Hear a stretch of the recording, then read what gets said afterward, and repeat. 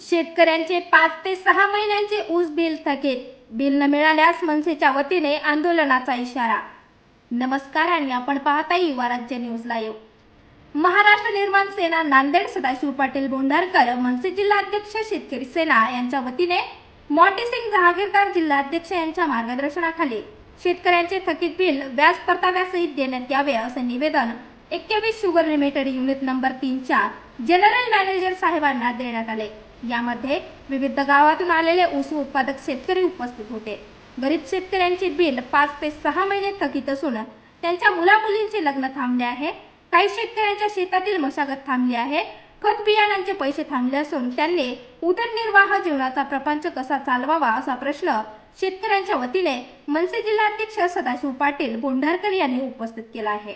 जर बिल लवकरात लवकर नाही मिळाले तर शेतकऱ्यांसमक्ष मोठे तीव्र आंदोलन उभारू असे निवेदनात उल्लेख केला आहे.